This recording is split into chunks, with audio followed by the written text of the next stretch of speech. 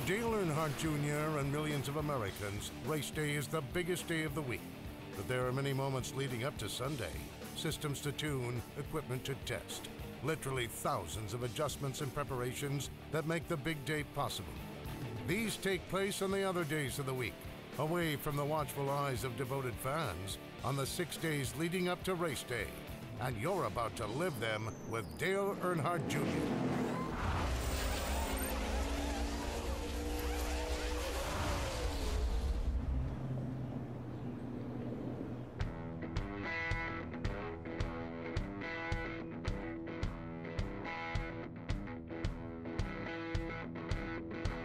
Here at Hendrick Motorsports, racing doesn't begin and end on Sunday. It happens every day of the week. From the moment last week's car returns to the facility, the clock is ticking, and preparations for next week's race begin. It is a never-ending cycle, a closed loop of engineering that never stands still. This car probably looks like a heap of beat-up sheet metal to you and me, but to the mechanics, the engineers, and all the other specialists on the team, it's a laboratory on wheels. Tearing it down holds clues to what went wrong and what went right, what held up under extreme conditions of heat and speed, and what needs to perform better next time around. Doing better next time around is the responsibility of nearly 100 people who make up the number 5 and 88 teams. Specialization is the order of the day. There are 82 specialists in the Hendrick engine program alone. The Hendrick chassis department was the first of its kind in NASCAR. They've turned out more than 300 cars in the past decade, manufacturing many of their own parts. Even the tire department at Hendrick has its own engineers and testing specialists.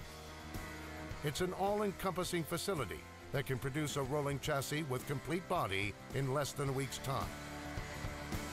By the time this 3,400-pound Impala SS is driven by Dale Jr. next Sunday, 75 pairs of hands will have touched it, encompassing 500 man-hours of analyzing, testing, and fine-tuning. Everyone here knows that the difference between winning and losing in NASCAR is a matter of fractions of seconds.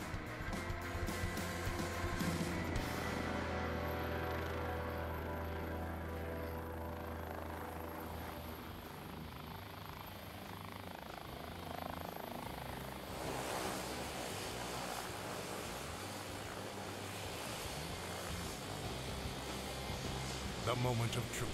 Dale Earnhardt Jr. arrives at Hendrick midweek to check in on the car he'll be driving on Sunday. For both driver and team, the direct interaction is critical. Mechanics and engineers get a true feel for race day with Dale Jr. in the car. This will be his chance to give feedback, ask for adjustments, and make sure everything is just so. This is the day everyone steps up their game.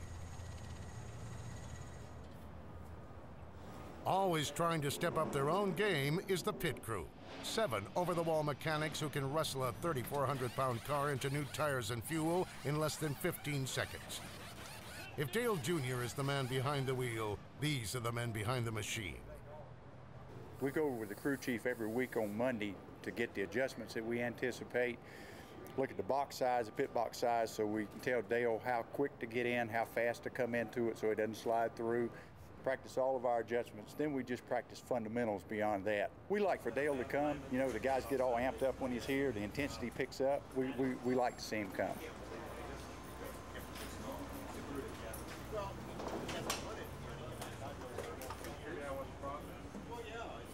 Sometimes, not too often, but sometimes the drivers come up and practice with them.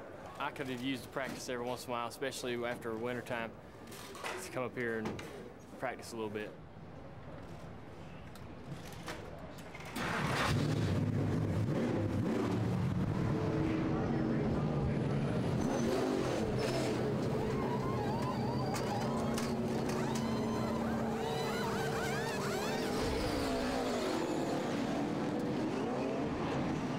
Getting into the 12-second pit stops were really fast, and those guys are doing a couple 10-second stops here every once in a while.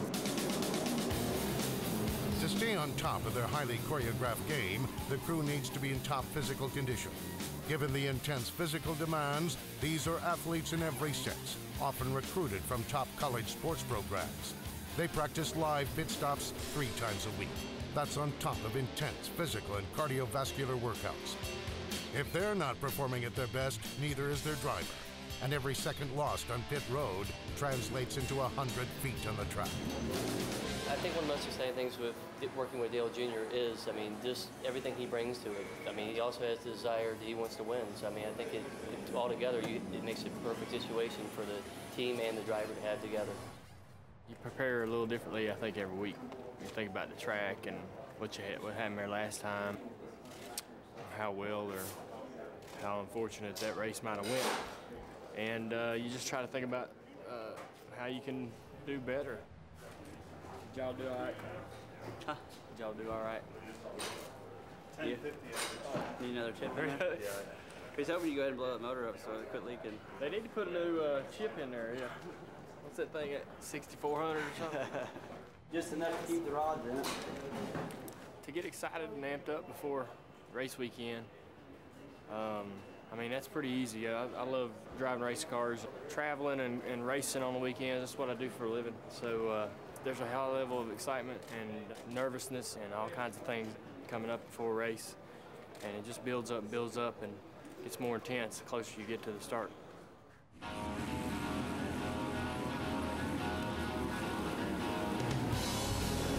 Tonight, the stakes aren't quite so high.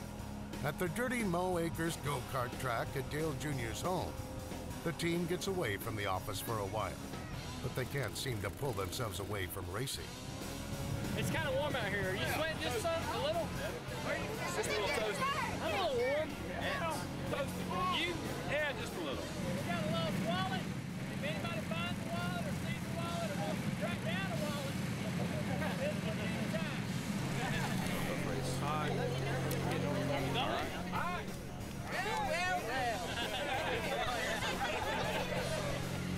Don't flip me. We'll go out there in the berry bushes and have to scuffle. I gotta work in the morning too. Yeah, me too. That's Dale Jr. in the number 88 cart, of course, starting near the back of the pack. Ever the true gentleman, but also ever the true competitor.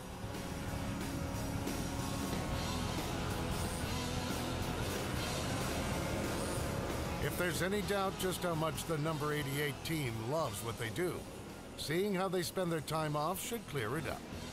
Rick Hendrick is fond of saying, you win as a team, you lose as a team, you live as a team. Tonight is no exception. But for Dale Jr., this win won't count in the points. Ain't a big winner.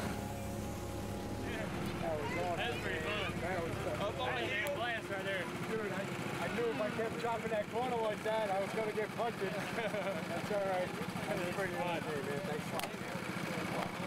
Had a good day. All right, I'm ready to go again. That was awesome. We're going to get that damn roller out from the track into the mountain.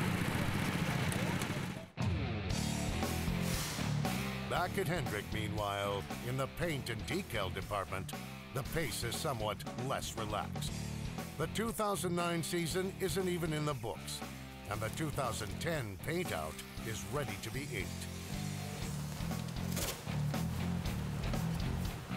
The Hendrick Paint Department is a state-of-the-art facility that would make any auto body shop drool. Thousands of square feet of prep space, 6 ventilated spray bays, and climate-controlled areas for drying, not to mention some of the most highly skilled technicians in the business. Compared to this right here now. That's where I'm going. They create complex paint schemes for an average of 2 cars per week. The number 88 car will have a whole new appearance next year. A new season, a fresh look, a clean start. The paint scheme had to be personally approved by Dale Jr., and the word is he can't wait to drive it.